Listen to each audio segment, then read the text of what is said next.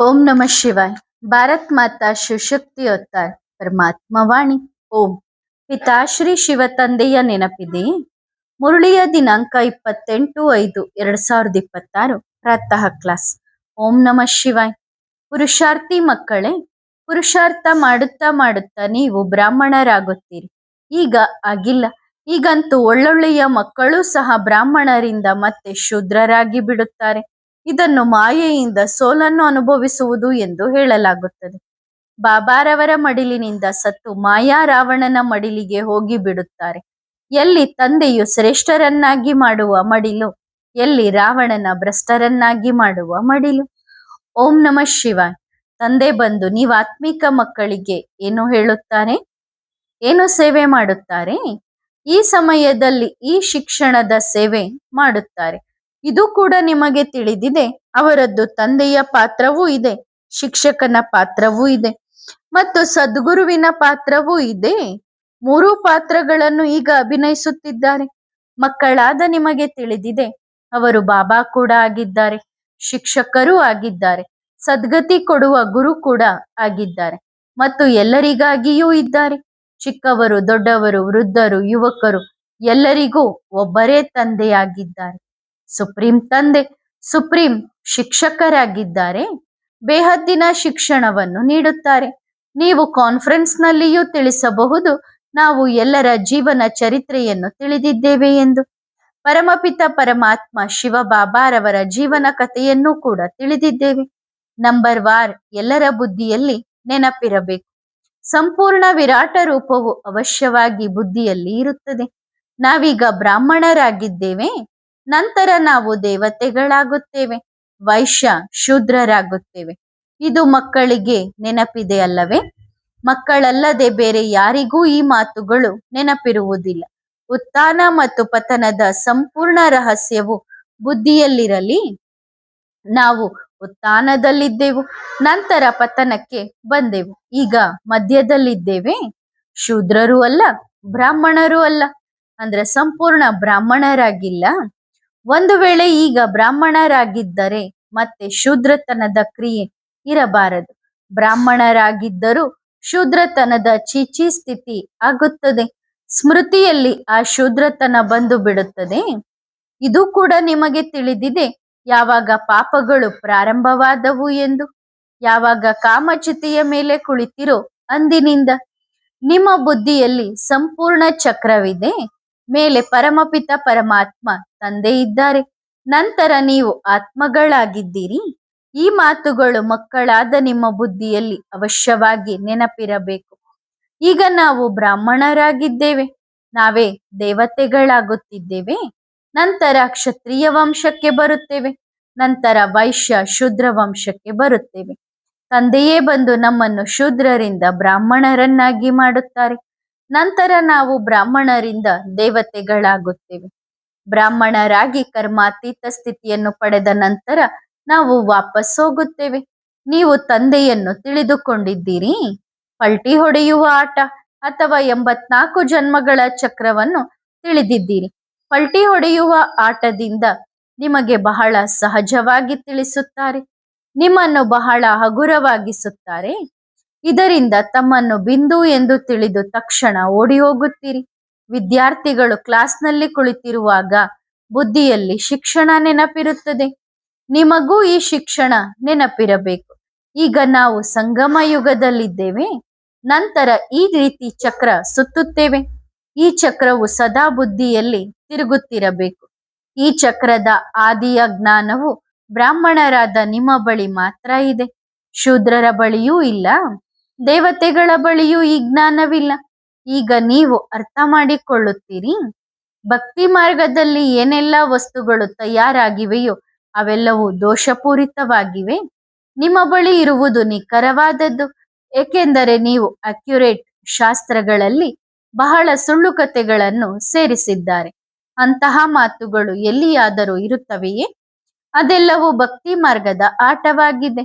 ಈಗ ನಿಮಗೆ ಜ್ಞಾನ ಸಿಕ್ಕಿದೆ, ಆಗ ತಿಳಿಯುತ್ತದೆ ಭಕ್ತಿ ಎಂದು ಯಾವುದಕ್ಕೆ ಹೇಳುತ್ತಾರೆ ಎಂದು, ಜ್ಞಾನ ಎಂದು ಯಾವುದಕ್ಕೆ ಹೇಳುತ್ತಾರೆ. ಜ್ಞಾನ ನೀಡುವ ತಂದೆ ಜ್ಞಾನ ಸಾಗರ ಈಗ ಸಿಕ್ಕಿದ್ದಾರೆ. ಶಾಲೆಯಲ್ಲಿ ಓದುತ್ತಾರೆ. ಗುರಿ ಉದ್ದೇಶ ತಿಳಿಯುತ್ತದಲ್ಲವೇ? ಭಕ್ತಿ ಮಾರ್ಗದಲ್ಲಿ ಗುರಿ ಉದ್ದೇಶ ಇರುವುದೇ ಇಲ್ಲ. ನಾವು ಶ್ರೇಷ್ಠ ದೇವತೆಗಳಾಗಿದ್ದೆವು, ನಂತರ ಕೆಳಗೆ ಬಿದ್ದೆವು ಎಂಬುದು ನಿಮಗೆ ತಿಳಿದಿರಲಿಲ್ಲ. ಈಗ ಬ್ರಾಹ್ಮಣರಾದಾಗ ನಿಮಗೆ ಗೊತ್ತಿದೆ. ಪ್ರಜಾಪಿತ ಬ್ರಹ್ಮರ ಹೆಸರು ಪ್ರತ್ಯಕ್ಷವಾಗಿದೆ ಅಲ್ಲವೇ? ಅವರಿಗೆ ಇಷ್ಟೊಂದು ಮಕ್ಕಳು ಇದ್ದಾರೆ. ಅವಶ್ಯವಾಗಿ ದತ್ತು ಆಗಿರಲೇಬೇಕು. ಎಷ್ಟು ದತ್ತು ಪ್ರಕ್ರಿಯೆಗಳಿವೆ? ಆತ್ಮನ ರೂಪದಲ್ಲಿ ಎಲ್ಲರೂ ಸಹೋದರ ಸಹೋದರರಾಗಿದ್ದಾರೆ. ಈಗ ನಿಮ್ಮ ಬುದ್ಧಿ ಎಷ್ಟು ದೂರ ಹೋಗುತ್ತದೆ? ನಿಮಗೆ ತಿಳಿದಿದೆ, ಮೇಲೆ ನಕ್ಷತ್ರಗಳು ಇರುವಂತೆ ದೂರದಿಂದ ಎಷ್ಟು ಚಿಕ್ಕದಾಗಿ ಕಾಣಿಸುತ್ತವೆ. ನೀವು ಕೂಡ ಬಹಳ ಚಿಕ್ಕ ಆತ್ಮವಾಗಿದ್ದೀರಿ. ಆತ್ಮ ಎಂದಿಗೂ ಚಿಕ್ಕದು ದೊಡ್ಡದು ಆಗುವುದಿಲ್ಲ. ಹೌದು, ನಿಮ್ಮ ಪದವಿ ಉನ್ನತವಾಗಿದೆ. ಅವರಿಗೂ ಸೂರ್ಯ ದೇವತಾ, ಚಂದ್ರ ದೇವತಾ ಎಂದು ಹೇಳುತ್ತಾರೆ. ಸೂರ್ಯ ತಂದೆ, ಚಂದ್ರ ತಾಯಿ ಎನ್ನುತ್ತಾರೆ. ಉಳಿದಂತೆ ನಕ್ಷತ್ರಗಳು ನಕ್ಷತ್ರಗಳೇ ಆಗಿವೆ. ಆದ್ದರಿಂದ ಆತ್ಮಗಳೆಲ್ಲವೂ ಒಂದೇ ರೀತಿಯ ಚಿಕ್ಕ ನಕ್ಷತ್ರಗಳಾಗಿವೆ. ಇಲ್ಲಿ ಬಂದು ಪಾತ್ರಧಾರಿಗಳಾಗುತ್ತವೆ. ಈ ಪಾತ್ರ ಎಂದಿಗೂ ಬದಲಾಗುವುದಿಲ್ಲ. ದೇವತೆಗಳು ನೀವೇ ಆಗುತ್ತೀರಿ ಅಲ್ಲವೇ?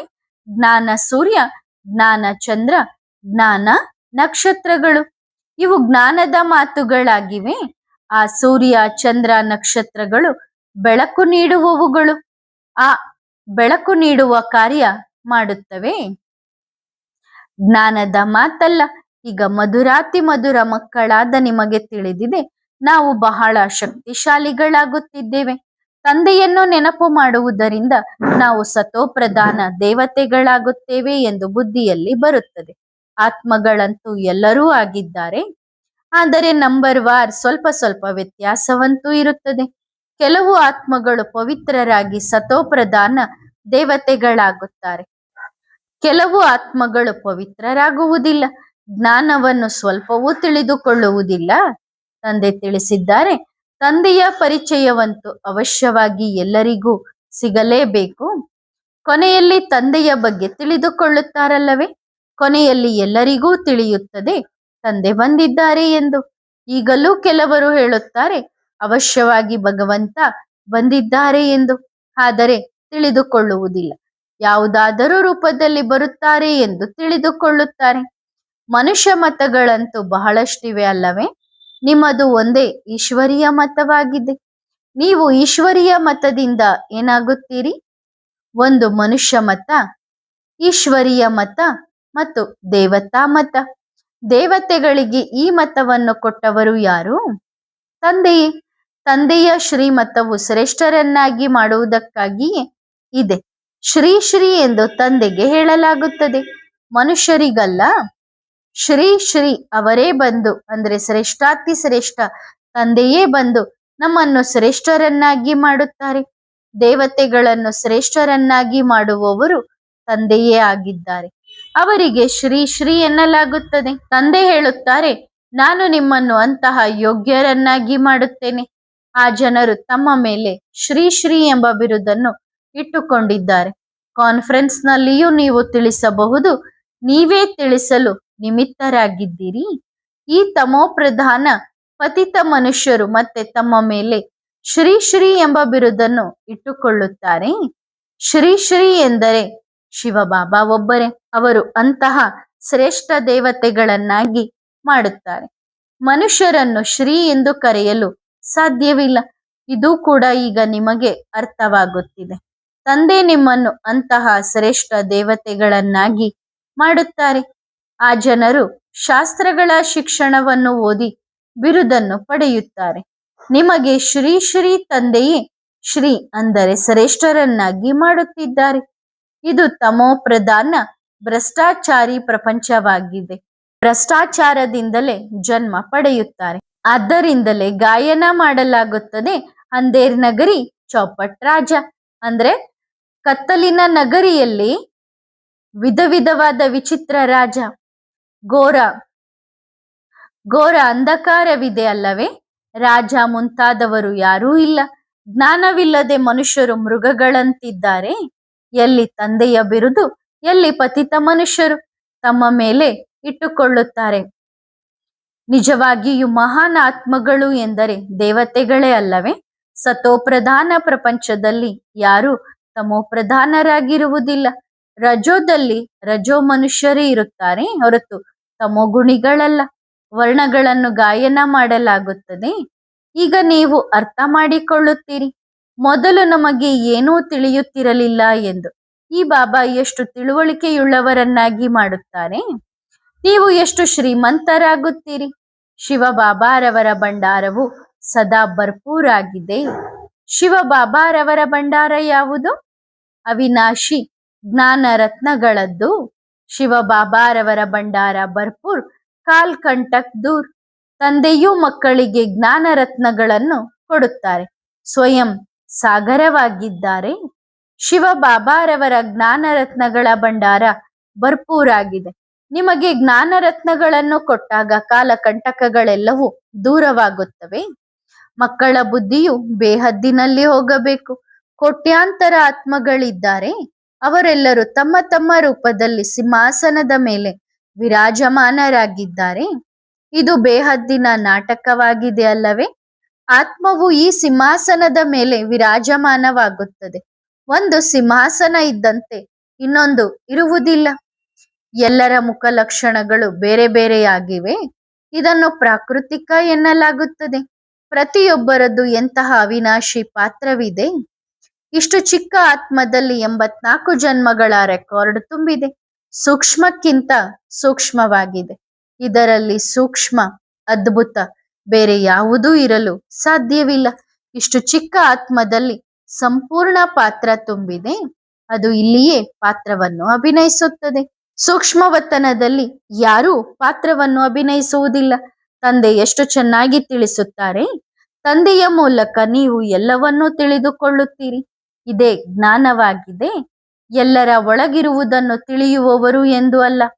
ನಿಮ್ಮಲ್ಲಿ ಯಾವ ಜ್ಞಾನವು ವಿಲೀನವಾಗುತ್ತಿದೆಯೋ, ಯಾವ ಜ್ಞಾನದಿಂದ ನೀವು ಇಷ್ಟು ಶ್ರೇಷ್ಠ ಪದವಿಯನ್ನು ಪಡೆಯುತ್ತೀರೋ ಅದೇ ಜ್ಞಾನವನ್ನು ತಿಳಿಯುತ್ತಾರೆ. ಇದು ಕೂಡ ತಿಳುವಳಿಕೆ ಇರುತ್ತದೆ ಅಲ್ಲವೇ? ತಂದೆಯು ಬೀಜರೂಪಿಯಾಗಿದ್ದಾರೆ. ಅವರಲ್ಲಿ ಸಂಪೂರ್ಣ ವೃಕ್ಷದ ಆದಿ ಮಧ್ಯ ಅಂತ್ಯದ ಜ್ಞಾನವಿದೆ. ಮನುಷ್ಯರು ಲಕ್ಷಾಂತರ ವರ್ಷಗಳ ಆಯುಷು ಎಂದು ಹೇಳಿದ್ದಾರೆ. ಆದ್ದರಿಂದ ಜ್ಞಾನ ಬರಲು ಸಾಧ್ಯವಿಲ್ಲ. ಈಗ ನಿಮಗೆ ಸಂಗಮ ಯುಗದಲ್ಲಿ ಈ ಸಂಪೂರ್ಣ ಜ್ಞಾನ ಸಿಗುತ್ತಿದೆ. ತಂದೆಯ ಮೂಲಕ ನೀವು ಸಂಪೂರ್ಣ ಚಕ್ರವನ್ನು ತಿಳಿದುಕೊಳ್ಳುತ್ತೀರಿ. ಇದಕ್ಕಿಂತ ಮೊದಲು ನಿಮಗೆ ಏನೂ ತಿಳಿದಿರಲಿಲ್ಲ. ಈಗ ನೀವು ಸಂಗಮ ಯುಗದಲ್ಲಿದ್ದೀರಿ. ಇದು ನಿಮ್ಮ ಅಂತಿಮ ಜನ್ಮವಾಗಿದೆ. ಪುರುಷಾರ್ಥ ಮಾಡುತ್ತಾ ಮಾಡುತ್ತಾ ನೀವು ಬ್ರಾಹ್ಮಣರಾಗುತ್ತೀರಿ. ಈಗ ಆಗಿಲ್ಲ. ಈಗಂತೂ ಒಳ್ಳೊಳ್ಳೆಯ ಮಕ್ಕಳು ಸಹ ಬ್ರಾಹ್ಮಣರಿಂದ ಮತ್ತೆ ಶೂದ್ರರಾಗುತ್ತಾರೆ. ಇದನ್ನು ಮಾಯೆಯಿಂದ ಸೋಲನ್ನು ಅನುಭವಿಸುವುದು ಎಂದು ಹೇಳಲಾಗುತ್ತದೆ. ಬಾಬಾರವರ ಮಡಿಲಿನಿಂದ ಸತ್ತು ಮಾಯಾ ರಾವಣನ ಮಡಿಲಿಗೆ ಹೋಗುತ್ತಾರೆ. ಎಲ್ಲಿ ತಂದೆಯು ಶ್ರೇಷ್ಠರನ್ನಾಗಿ ಮಾಡುವ ಮಡಿಲು, ಎಲ್ಲಿ ರಾವಣನ ಭ್ರಷ್ಟಾಚಾರಿಯನ್ನಾಗಿ ಮಾಡುವ ಮಡಿಲು. ಸೆಕೆಂಡಿನಲ್ಲಿ ಜೀವನ್ ಮುಕ್ತಿ, ಹಾಗೆಯೇ ಸೆಕೆಂಡಿನಲ್ಲಿ ಸಂಪೂರ್ಣ ದುರ್ಸ್ಥಿತಿಯಾಗಿ ಬಿಡುತ್ತದೆ. ಬ್ರಾಹ್ಮಣ ಮಕ್ಕಳಿಗಿದು ಚೆನ್ನಾಗಿ ಗೊತ್ತಿದೆ, ಹೇಗೆ ದುಸ್ಥಿತಿಯಾಗುತ್ತದೆ ಎಂದು. ಇಂದು ತಂದೆಯ ಮಕ್ಕಳಾಗುತ್ತಾರೆ, ನಾಳೆ ಮತ್ತೆ ಮಾಯೆಯ ಹೊಡೆತಕ್ಕೆ ಸಿಲುಕಿ ರಾವಣನ ಕಡೆಗೆ ಹೋಗಿ ಬಿಡುತ್ತಾರೆ. ನಂತರ ನೀವು ಎಷ್ಟೇ ಉಳಿಸಲು ಪ್ರಯತ್ನಿಸುತ್ತೀರಿ, ಆಗ ಕೆಲವರು ಉಳಿದುಕೊಳ್ಳುತ್ತಾರೆ. ನೀವು ನೋಡುತ್ತೀರಿ, ಮುಳುಗುತ್ತಿರುವಾಗ ಉಳಿಸಲು ಪ್ರಯತ್ನಿಸುತ್ತೀರಿ. ಎಷ್ಟು ಕಷ್ಟಪಡಬೇಕಾಗುತ್ತದೆ. ತಂದೆ ಕುಳಿತು ಮಕ್ಕಳಿಗೆ ತಿಳಿಸುತ್ತಾರೆ, ಇಲ್ಲಿ ಶಾಲೆಯಲ್ಲಿ ನೀವು ಓದುತ್ತಿದ್ದೀರಿ ಅಲ್ಲವೇ? ನಾವು ಹೇಗೆ ಚಕ್ರ ಸುತ್ತುತ್ತೇವೆ ಎಂದು ನಿಮಗೆ ತಿಳಿದಿದೆ. ಮಕ್ಕಳಾದ ನಿಮಗೆ ಶ್ರೀಮತ ಸಿಗುತ್ತದೆ, ಹೀಗೆ ಹೀಗೆ ಮಾಡಿ ಎಂದು. ಭಗವಾನ್ ವಾಚ ಎಂದರೆ ಅವಶ್ಯವಾಗಿ ಇವರ ಶ್ರೀಮತವಾಯಿತು ಅಲ್ಲವೇ? ನಾನು ಈಗ ಮಕ್ಕಳಾದ ನಿಮ್ಮನ್ನು ಶೂದ್ರರಿಂದ ದೇವತೆಗಳನ್ನಾಗಿ ಮಾಡಲು ಬಂದಿದ್ದೇನೆ. ಈಗ ಕಲಿಯುಗದಲ್ಲಿ ಶೂದ್ರ ಸಂಪ್ರದಾಯವಿದೆ. ಕಲಿಯುಗ ಪೂರ್ಣವಾಗುತ್ತಿದೆ ಎಂದು ನಿಮಗೆ ಗೊತ್ತಿದೆ. ನೀವು ಸಂಗಮ ಯುಗದಲ್ಲಿ ಕುಳಿತಿದ್ದೀರಿ. ಇದು ತಂದೆಯ ಮೂಲಕ ನಿಮಗೆ ಜ್ಞಾನ ಸಿಕ್ಕಿದೆ. ಶಾಸ್ತ್ರಗಳು ಏನೆಲ್ಲ ತಯಾರಾಗಿವೆಯೋ ಇವೆಲ್ಲವುಗಳಲ್ಲಿ ಮನುಷ್ಯರ ಮತವಿದೆ. ಈಶ್ವರನಂತೂ ಶಾಸ್ತ್ರಗಳನ್ನು ತಯಾರಿಸುವುದೇ ಇಲ್ಲ. ಒಂದು ಗೀತೆಯ ಮೇಲೆಯೇ ಎಷ್ಟು ಹೆಸರುಗಳನ್ನು ಇಟ್ಟಿದ್ದಾರೆ. ಗಾಂಧಿ ಗೀತೆ, ಟ್ಯಾಗೋರ್ ಗೀತೆ, ಹೀಗೆ ಅನೇಕ ಹೆಸರುಗಳಿವೆ. ಗೀತೆಯನ್ನು ಮನುಷ್ಯರು ಅಷ್ಟೊಂದು ಏಕೆ ಓದುತ್ತಾರೆ? ಏನೂ ಅರ್ಥ ಮಾಡಿಕೊಳ್ಳುವುದಿಲ್ಲ. ಅದೇ ಅಧ್ಯಾಯವನ್ನು ತೆಗೆದುಕೊಂಡು ತಮ್ಮದೇ ಅರ್ಥ ಮಾಡಿಕೊಳ್ಳುತ್ತಾರೆ. ಅದೆಲ್ಲವೂ ಮನುಷ್ಯರಿಂದ ತಯಾರಾದದ್ದಾಯಿತಲ್ಲವೇ? ಮನುಷ್ಯ ಮತದಿಂದ ತಯಾರಾದ ಗೀತೆಯಿಂದ ಭಾರತದ ಪತನವಾಗುತ್ತದೆ ಎಂದು ನೀವು ಹೇಳಬಹುದು. ಶ್ರೀಮತದಿಂದ ಮನುಷ್ಯರಿಂದ ದೇವತೆಗಳಾಗಬಹುದು. ಮನುಷ್ಯರು ತಯಾರಿಸಿದ ಗೀತೆಯನ್ನು ಓದಿದ್ದರಿಂದ ಇಂದು ಈ ಸ್ಥಿತಿಯಾಗಿದೆ. ಗೀತೆಯೇ ಮೊದಲ ನಂಬರಿನ ಶಾಸ್ತ್ರವಾಗಿದೆ ಅಲ್ಲವೇ? ಅದು ದೇವತಾ ಧರ್ಮದ ಶಾಸ್ತ್ರವಾಗಿದೆ. ಇದು ನಿಮ್ಮ ಬ್ರಾಹ್ಮಣ ಕುಲವಾಗಿದೆ. ಇದು ಕೂಡ ಬ್ರಾಹ್ಮಣ ಧರ್ಮವಾಗಿದೆ ಅಲ್ಲವೇ? ಎಷ್ಟು ಧರ್ಮಗಳಿವೆ? ಯಾರು ಯಾವ ಧರ್ಮವನ್ನು ಸ್ಥಾಪಿಸಿದ್ದಾರೋ ಅವರ ಆ ಹೆಸರು ನಡೆಯುತ್ತದೆ. ಉದಾಹರಣೆಗೆ ಜೈನ್ ಧರ್ಮ, ಚಿತ್ರವಂತೂ ಅದೇ ಆಗಿದೆ. ಯಾರನ್ನು ಜೈನರು ಮಹಾವೀರ ಎಂದು ಕರೆಯುತ್ತಾರೋ ಮಕ್ಕಳಾದ ನೀವೇ ಮಹಾವೀರ ಮಹಾವೀರಿಣಿಯಾಗಿದ್ದೀರಿ. ನಿಮ್ಮದೇ ಮಂದಿರದಲ್ಲಿ ಸ್ಮರಣಾರ್ಥವಿದೆ. ರಾಜಯೋಗವಾಗಿದೆ ಅಲ್ಲವೇ? ಇದು ಬಹಳ ಸಹಜವಾಗಿದೆ. ಕೆಳಗೆ ಯೋಗ ತಪಸ್ಸಿನಲ್ಲಿ ಕುಳಿತಿದ್ದಾರೆ, ಮೇಲೆ ರಾಜ ಪದವಿಯ ಚಿತ್ರವಿದೆ. ರಾಜಯೋಗದ ನಿಖರವಾದ ಮಂದಿರವಾಗಿದೆ. ನಂತರ ಯಾರೋ ಏನೋ ಹೆಸರಿಟ್ಟಿದ್ದಾರೆ, ಇನ್ಯಾರೋ ಮತ್ತೇನೋ ಹೆಸರಿಟ್ಟಿದ್ದಾರೆ. ನೆನಪಿನಾರ್ಥವಾಗಿ ತೀರಾ ಹತ್ತಿರದ ಹೆಸರಿಟ್ಟಿದ್ದಾರೆ.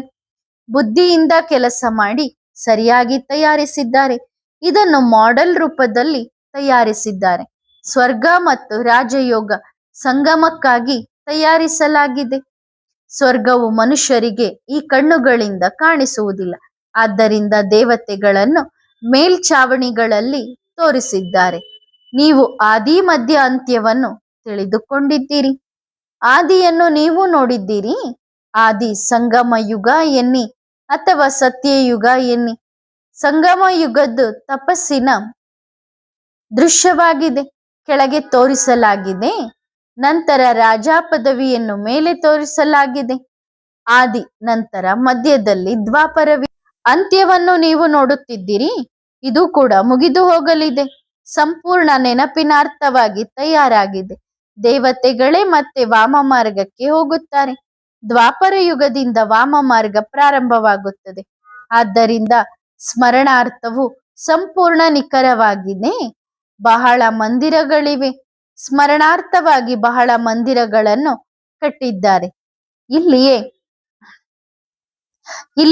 ಎಲ್ಲ ಗುರುತುಗಳಿವೆ. ಮಂದಿರಗಳು ಇಲ್ಲಿಯೇ ನಿರ್ಮಾಣವಾಗುತ್ತವೆ. ಭಾರತವಾಸಿ ದೇವತೆಗಳೇ ರಾಜ್ಯವಾಳಿದ್ದರು ಅಲ್ಲವೇ?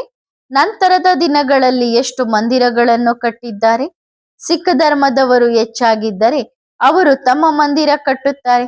ಮಿಲಿಟರಿಯವರು ಕೂಡ ತಮ್ಮ ಮಂದಿರ ಕಟ್ಟುತ್ತಾರೆ. ಭಾರತವಾಸಿಗಳು ತಮ್ಮ ಕೃಷ್ಣನ, ಲಕ್ಷ್ಮೀನಾರಾಯಣನ ಮಂದಿರ ಕಟ್ಟುತ್ತಾರೆ. ಹನುಮಂತ, ಗಣೇಶನ ಮಂದಿರ ಕಟ್ಟುತ್ತಾರೆ. ಈ ಸಂಪೂರ್ಣ ಸೃಷ್ಟಿ ಚಕ್ರ ಹೇಗೆ ಸುತ್ತುತ್ತದೆ, ಹೇಗೆ ಸ್ಥಾಪನೆ, ಪಾಲನೆ, ವಿನಾಶವಾಗುತ್ತದೆ ಎಂದು ಕೂಡ ನಿಮಗೆ ತಿಳಿದಿದೆ. ಇದನ್ನು ಅಂಧಕಾರದ ರಾತ್ರಿ ಎನ್ನಲಾಗುತ್ತದೆ. ಹಗಲು ಮತ್ತು ರಾತ್ರಿ ಎಂದು ಗಾಯನ ಮಾಡಲಾಗುತ್ತದೆ ಅಲ್ಲವೇ? ಬ್ರಹ್ಮನ ಹಗಲು ಮತ್ತು ಬ್ರಹ್ಮನ ರಾತ್ರಿ. ಏಕೆಂದರೆ ಬ್ರಹ್ಮನೇ ಚಕ್ರದಲ್ಲಿ ಬರುತ್ತಾರೆ. ಈಗ ನೀವು ಬ್ರಾಹ್ಮಣರಾಗಿದ್ದೀರಿ. ನಂತರ ದೇವತೆ, ಕ್ಷತ್ರಿಯ, ವೈಶ್ಯ, ಶೂದ್ರರಾಗುತ್ತೀರಿ. ಮುಖ್ಯವಾಗಿ ಬ್ರಹ್ಮನೇ ಅಲ್ಲವೇ? ಬ್ರಹ್ಮನನ್ನು ಇಡಬೇಕು ಅಥವಾ ವಿಷ್ಣುವನ್ನು ಇಡಬೇಕು? ಬ್ರಹ್ಮ ರಾತ್ರಿಯವನು, ವಿಷ್ಣು ಹಗಲಿನವನು.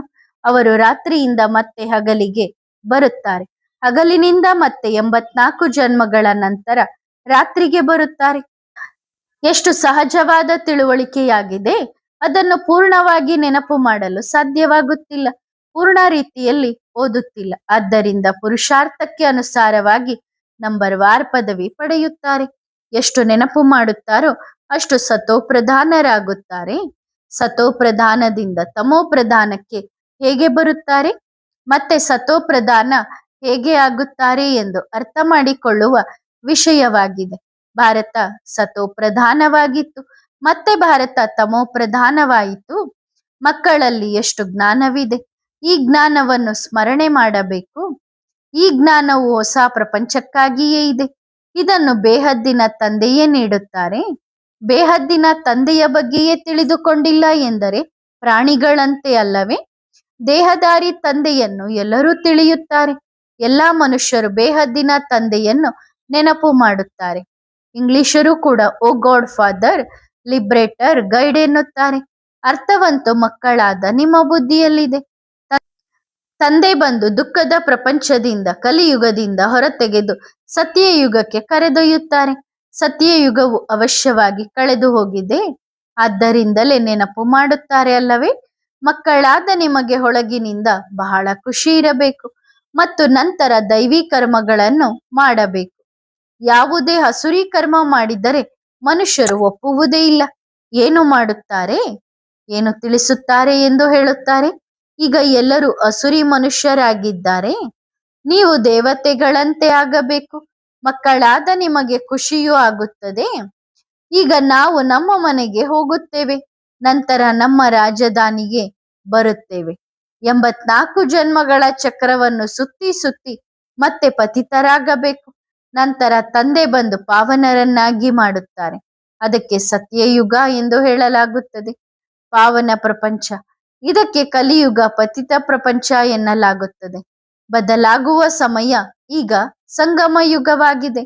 ಇದರ ಬಗ್ಗೆಯೂ ಮಕ್ಕಳಾದ ನಿಮಗೆ ಮಾತ್ರ ತಿಳಿದಿದೆ. ಈ ಮಾತುಗಳನ್ನು ಕಲ್ಪಕಲ್ಪದಂತೆ ಯಾರು ಅರ್ಥ ಮಾಡಿಕೊಂಡಿದ್ದಾರೋ ಅವರೇ ಅರ್ಥ ಮಾಡಿಕೊಳ್ಳುತ್ತಾರೆ. ಈ ಸಂಪೂರ್ಣ ಜ್ಞಾನವು ಮಕ್ಕಳ ಸ್ಮೃತಿಯಲ್ಲಿರಬೇಕು. ಬಾಬಾರವರಲ್ಲಿ ಜ್ಞಾನವಿದೆ ಅಲ್ಲವೇ? ಇವರಲ್ಲಿ ಪ್ರವೇಶ ಮಾಡಿ ನಿಮಗೂ ಜ್ಞಾನ ಕೊಡುತ್ತಾರೆ. ನೀವು ಸಭೆಯಲ್ಲಿಯೂ ಹೇಳಬಹುದು, ಈ ಮನುಷ್ಯ ಸೃಷ್ಟಿ ರೂಪಿ ಕಲ್ಪವೃಕ್ಷದ ಜ್ಞಾನವನ್ನು ನಾವು ಕೊಡಬಲ್ಲೆವು ಎಂದು. ಅದರ ಬೀಜ ಮೇಲೆ ಇದೆ. ಯಾರನ್ನು ಸಚ್ಚಿತ್, ನಾಲೆಡ್ಜ್ಫುಲ್ ಎಂದು ಕರೆಯುತ್ತಾರೋ ಅವರಲ್ಲಿರುವ ಸಂಪೂರ್ಣ ಜ್ಞಾನವನ್ನು ನಾವು ತಿಳಿದುಕೊಂಡಿದ್ದೇವೆ. ತಂದೆ ನಮಗೆ ತಿಳಿಸುತ್ತಿದ್ದಾರೆ, ಹೀಗೆ ಹೀಗೆ ತಿಳಿಸಬೇಕು, ಆಗ ಅವರಿಗೆ ತಿಳಿಯುತ್ತದೆ. ನಿಜವಾಗಿಯೂ ಈ ಜ್ಞಾನವನ್ನು ತಂದೆಯೇ ಕೊಡಲು ಸಾಧ್ಯ ಎಂದು. ಒಳ್ಳೆಯದು. ಆತ್ಮಿಕ ಮಕ್ಕಳಿಗೆ ಗುಡ್ ಮಾರ್ನಿಂಗ್. ಆತ್ಮಿಕ ಮಕ್ಕಳು ಆತ್ಮಿಕ ತಂದೆಗೆ ಮಾಡುವ ನಮಸ್ತೆ ನಮಸ್ತೆ ನಮಸ್ತೆ. ಧನ್ಯವಾದ ಬಾಬಾ, ಶುಕ್ರಿಯ. ವರದಾನ: ಪತಂಗ ಭವ. ಸದಾ ತಮ್ಮನ್ನು ಜ್ಯೋತಿಯ ಮೇಲೆ ಫಿದಾ ಆಗುವಂತಹ ಪತಂಗ ಎಂದು ತಿಳಿದುಕೊಳ್ಳುತ್ತೀರಾ? ಪತಂಗಗಳಿಗೆ ಜ್ಯೋತಿಯನ್ನು ಹೊರತುಪಡಿಸಿ ಬೇರೇನೂ ಕಾಣಿಸುವುದಿಲ್ಲ. ಅದು ತನ್ನನ್ನು ತಾನು ಅಳಿಸಿಕೊಂಡು ಜ್ಯೋತಿಯಲ್ಲಿ ಲೀನವಾಗುತ್ತದೆ. ಹಾಗೆಯೇ ತಮ್ಮ ದೇಹದ ಅಭಿಮಾನವನ್ನು ಮರೆತು ತಂದೆಯ ಸಮಾನರಾಗುವುದು, ಇದೇ ಲೀನವಾಗುವುದು. ಸಂಗಮ ಯುಗಕ್ಕೆ ವರದಾನವಿದೆ. ನೀವು ಏನಾಗಲು ಬಯಸುತ್ತೀರೋ ಅದು ಆಗಬಹುದು. ಈಗ ಪತಂಗ ಆಗಿರಿ. ಒಳ್ಳೆಯದು. ಓಂ ನಮಃ ಶಿವಾಯ.